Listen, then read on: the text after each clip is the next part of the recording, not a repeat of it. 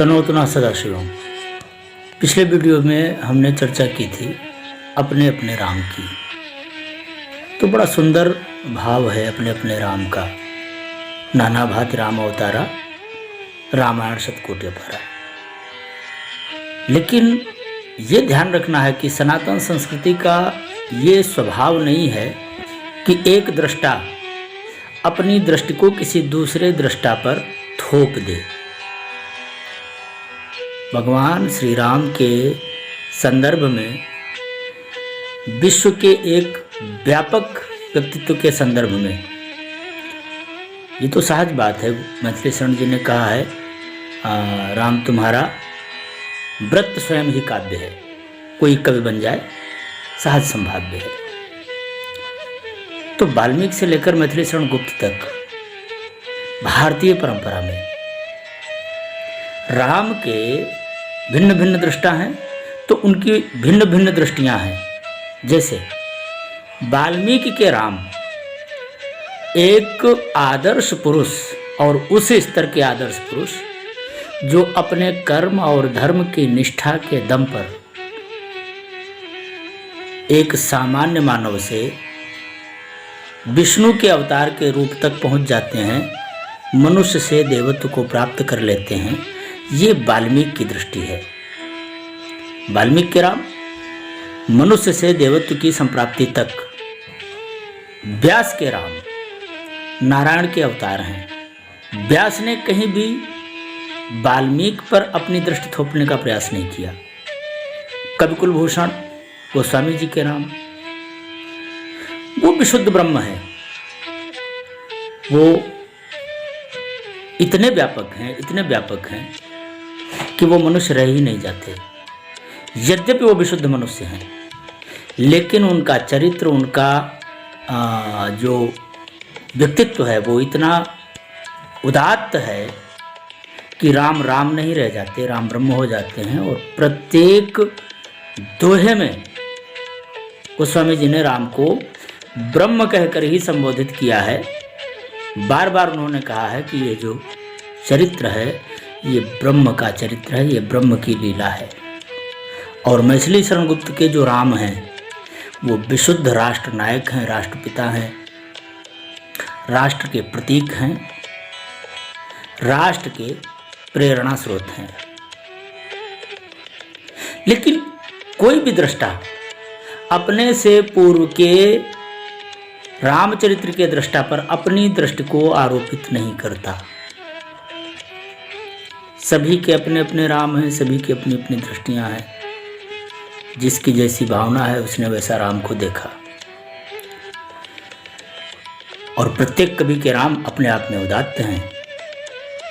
वाल्मीकि के राम अपने काल की धार्मिक निष्ठा, संवैधानिक व्यवस्था का पालन करते हुए सीता तक का त्याग कर देते हैं।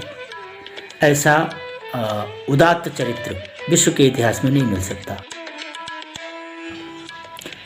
तो जब कोई प्रज्ञान व्यक्ति आज की संवैधानिक व्यवस्था के आधार पर, आज के माहौल के आधार पर अपनी दृष्टि को वाल्मीकि की दृष्टि पर थोपना चाहता है और वो सीता निर्वासन के हिस्से को ही प्रक्षिप्त कहकर निकाल देना चाहता है, तो वो और कुछ भी हो सकता है। सनातन संस्कृति का पैरोकार तो नहीं हो सकता, सनातन संस्कृति का आदर्श नहीं हो सकता, सनातन संस्कृति का रिप्रेजेंटेटिव नहीं हो सकता। तो राम अपने अपने, हर किसी को अधिकार है कि वो अपनी तरह राम की व्याख्या करे। राम ही एक ऐसा व्यक्तित्व है जिसकी कैसी भी व्याख्या हो सकती है।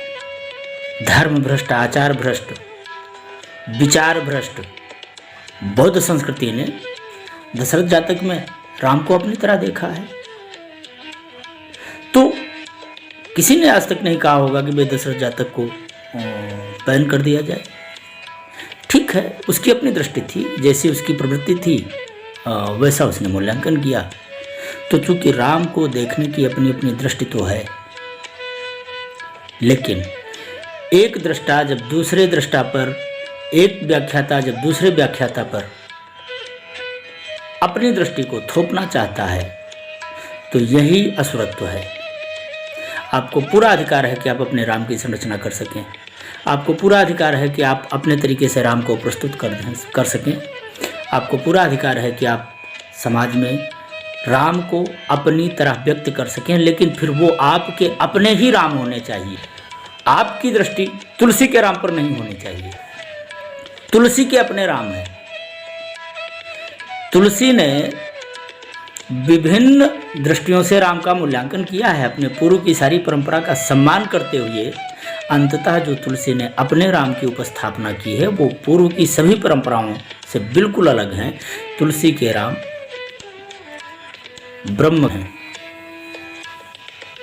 ना तुलसी का रावण वाल्मीकि के रावण से प्रेरित है, ना तुलसी के राम वाल्मीकि के राम से प्रेरित है, ना ही तुलसी की सीता और वाल्मीकि की सीता में कोई साम्य है। ये दोनों ही व्याख्याता अलग हैं, दोनों की दृष्टि अलग है। तो आज यदि तुलसी के राम की बात की जाए तो फिर वो तुलसी के राम ही होने चाहिए, वो किसी के अपने राम नहीं हो सकते। और या फिर जिनके अपने राम हैं वो तुलसी के राम की बात ना करें तो ही अपने अपने राम की बात में ईमानदारी दिखेगी। और अपने अपने राम कहकर विश्व भर में फैले हुए संपूर्ण साहित्य को एक साथ समायोजित करके देखने का की जो दुष्प्रवृत्ति है, इसका दुष्परिणाम ये होगा कि किसी के भी राम लोक के आदर्श नहीं बन सकेंगे, किसी के भी राम लोक का प्रतिनिधित्व नहीं कर सकेंगे।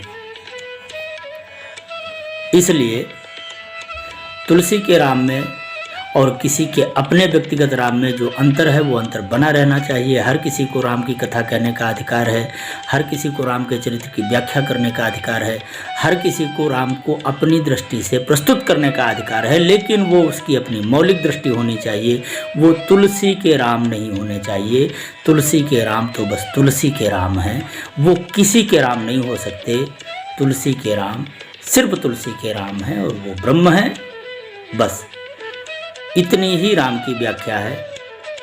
राम का इतिहास देखना है तो वाल्मीकि, राम का व्यक्तित्व का विकास देखना है तो व्यास, और यदि राम को सर्वात्मा के रूप में देखना है तो तुलसी। राम का यदि लोक नायकत्व देखना है, यदि राष्ट्र नायकत्व देखना है, कि राष्ट्र पुरुष के रूप में देखना है तो फिर मैथिली शरण गुप्त। अब इसके अलावा यदि कोई और दृष्टि हो सकती है तो वही किसी के राम हो सकते हैं। इन चार स्वरूपों में समाहित राम किसी के अपने राम नहीं हो सकते। वाल्मीकि के अपने राम रहेंगे, व्यास के अपने राम रहेंगे, तुलसी के अपने राम रहेंगे और मैथिली शरण गुप्त के अपने राम रहेंगे। किसी भी कथावाचक को, किसी भी व्याख्याकार को किसी भी राम पर अपनी व्यक्तिगत दृष्टि आरोपित करने का कोई अधिकार नहीं। जिन्हें अपने राम को अपनी तरह देखना है वो अपने राम की सर्जना करें और लोक में प्रस्तुत करें। समाज जिसके राम को स्वीकार करे वही राम जगत पूज्य हैं। तनोतना सदाशिवम।